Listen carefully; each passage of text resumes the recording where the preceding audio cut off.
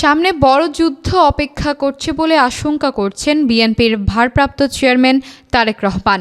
নীলফামারী সদর উপজেলার দুবাছড়ি দাখিল মাদ্রাসা মাঠে সুধী সমাবেশে ভার্চুয়ালি যুক্ত হয়ে প্রধান অতিথির বক্তব্যে তিনি একথা জানান। পরে শহীদ গোলাম রাব্বানী পরিবারকে ৬ লাখ টাকা দিয়ে নির্মিত বাড়ির চাবি হস্তান্তর করা হয়। তারেক রহমান বলেন, বাংলাদেশ আজ স্বৈরাচার মুক্ত। এখন সামনে বড় একটি যুদ্ধ অপেক্ষা করছে আমাদের জন্য।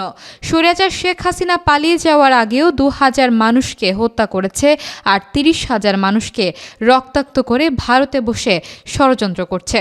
বিএনপির ভারপ্রাপ্ত চেয়ারম্যান আরও বলেন, রাজনৈতিক দলগুলো দীর্ঘদিন ধরে যে আন্দোলন সংগ্রাম করে আসছে সেগুলো বাস্তবায়নের সময় এসেছে। মানুষের বিভিন্ন রকম সমস্যা রয়েছে। এই সমস্যা নিরসনের জন্য প্রয়োজন নির্বাচিত সরকার। এজন্য নির্বাচনের মধ্য দিয়ে সরকার গঠন করতে হবে। সেই অধিকারকে পর্যায়ক্রমিকভাবে আমাদের এখন প্রতিষ্ঠিত করতে হবে। ঐক্যবদ্ধ হওয়ার আহ্বান জানিয়ে তিনি বলেন, সাম্যের বাংলাদেশ গড়তে বিএনপি ৩১ দফা ঘোষণা করেছে। সামনের দিনগুলো হচ্ছে দেশ গড়ার। এই দেশকে গড়তে হলে দলমত নির্বিশেষে ঐক্যবদ্ধ হতে হবে।